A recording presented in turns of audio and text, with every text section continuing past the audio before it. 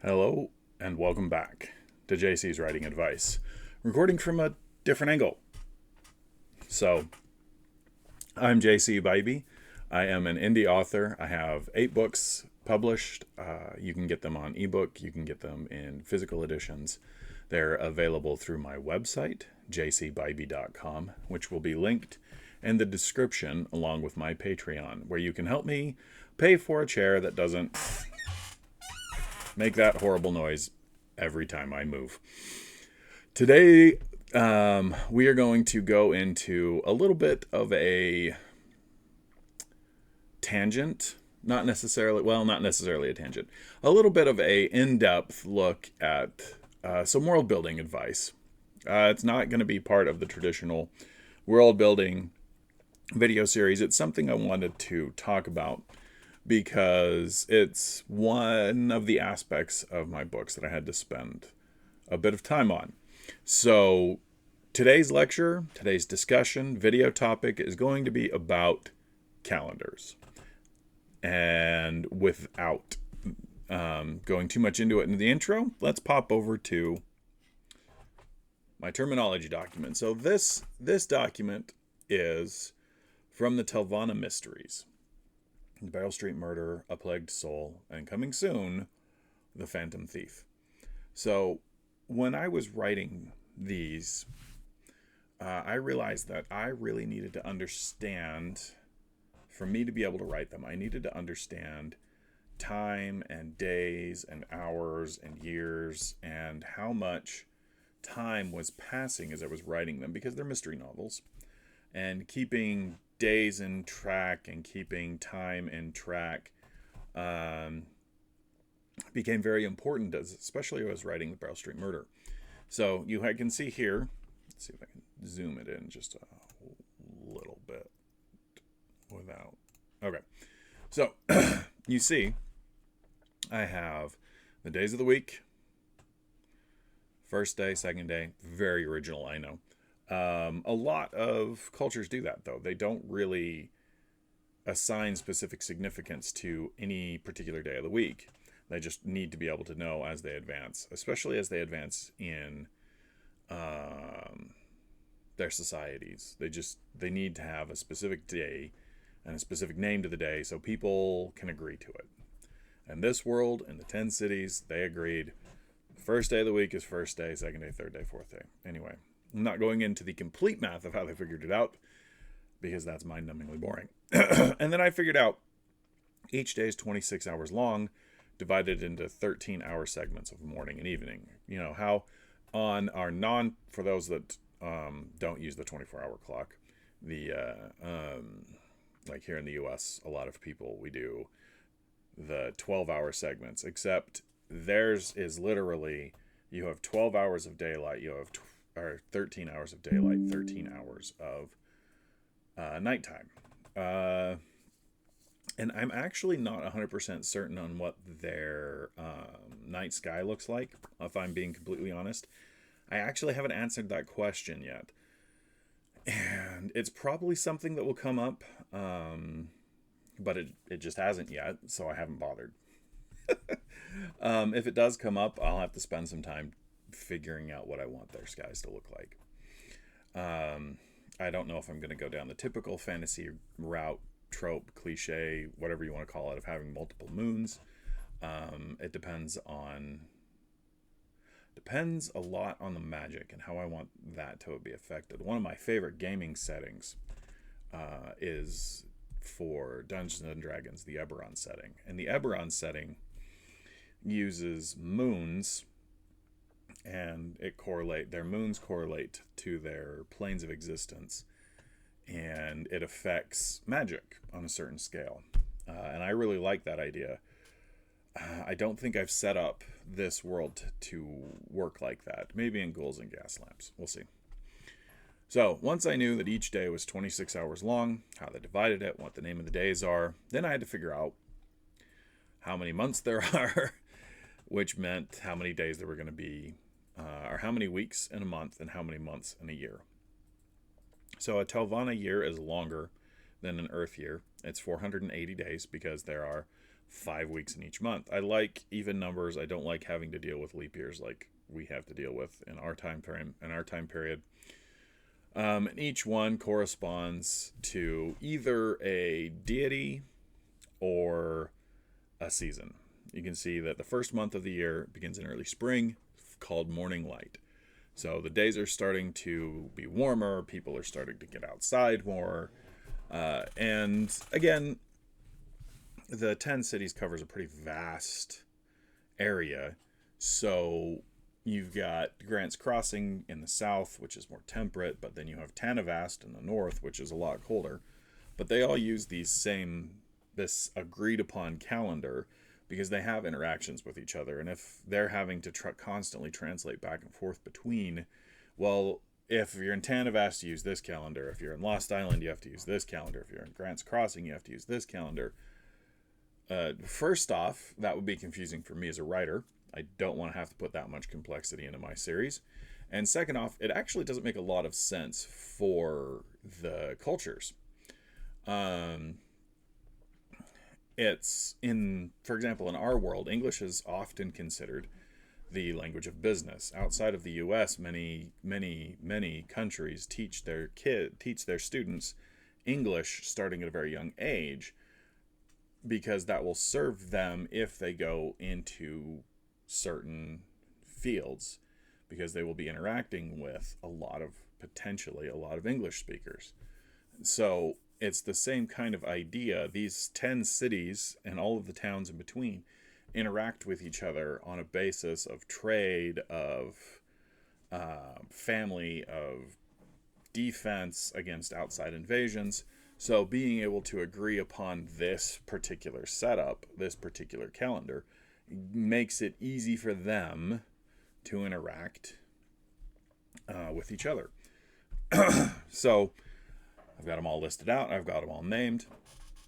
And then the last thing I did, and this is not something that you have to do. This is something I did because I wanted to be able to write in dates on my calendar. So I have the calendar set up over here in Excel because you guys know I like Excel. So I don't want to go. Okay, so I made this note. A Plagued Soul begins on the 17th of this month and ends on the 19th or 20th, depending on what part of the book you're reading. I'm not going to go further into this calendar because it gets into spoilers for the next book. But so I've got it set up. So when I'm working, not only am I progressing the year as I make this calendar, I'm making it possible for me to make notes, and so I understand the days. Because for Hero Unit, I'm just using Earth's calendar. So I can just buy a copy of the blank calendar and fill it in as I need. For the Telvanna Mysteries and Iridescent, my YA series, I have to do more work because I need to understand what days and weeks and months and years are going on. I don't use it as extensively in the Telvanna Mysteries, if I'm being completely honest. If I go over here, this is what my documents look like. Pop over here to Iridescent. There's my calendar for Iridescent. So I've got it all planned out. I've got these dates planned out. Mild spoilers for Iridescent. And then I pop over here to my terminology document. Because again, I have to make sure I'm spelling these things out so it's clear to me as I'm writing what I'm trying to do.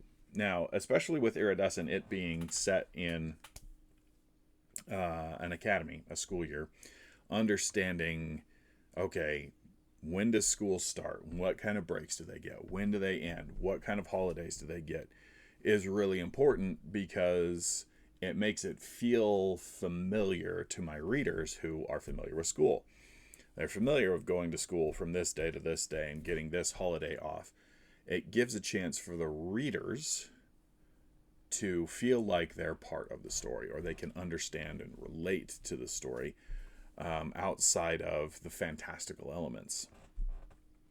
And I've got the interesting thing for me creating the calendar for Iridescent is I added this 13th month transition. And this month is different because it's not winter, it's not spring, it's not a season. It's a time of endings for the previous year. It's literally a month where all of the arcane, all of the mystical, all of the spiritual events come to an end, and the world starts anew at the beginning. That's why it's called Year's Beginning. The first month is Year's Beginning. That way, it ties a lot into the overall plots of the stories that I'll be writing in that world. So I'm having to currently adjust my approach. I'm changing the timing on it a little bit. I didn't like how I was doing it. I was kind of rushing myself too much with how quickly things were progressing. So I'm adjusting that, but that's a plot thing, which I'll hopefully get to this week, talking about plotting and arcs, overall arcs, character arcs. My fellow writer group member Tyler Hess, I'm gonna try to get him in and do some recordings with him, having him talk about characters, like I've mentioned before, but he's kind of busy, so I gotta make time to make those recordings. But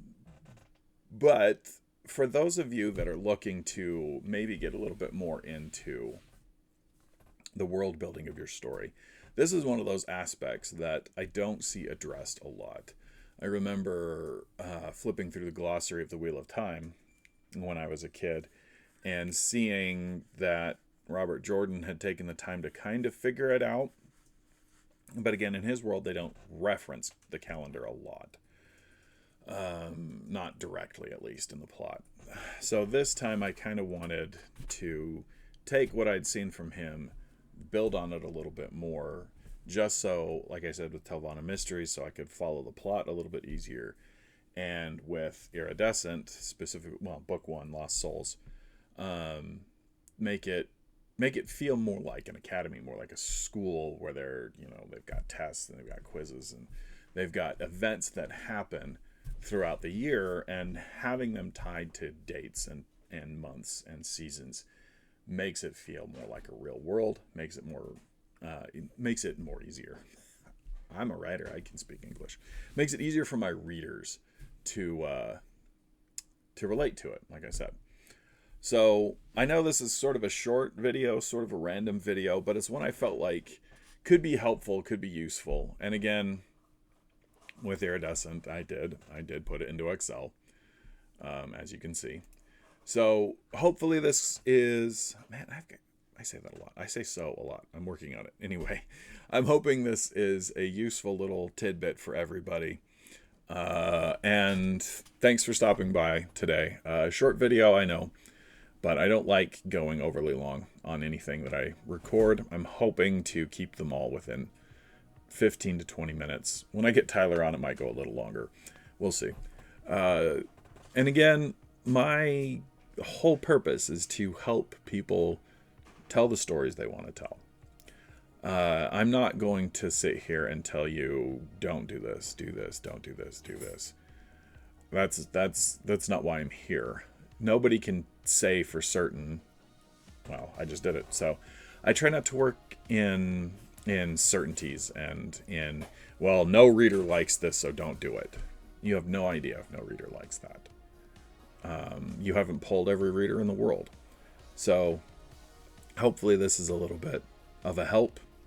Thanks for stopping by. If you like what I said, give it a like. If you didn't, give it a dislike. Share it if you want. Help people find me so I can give my advice to more writers, to more readers, to anybody that's interested in the craft. And with that, have a nice day.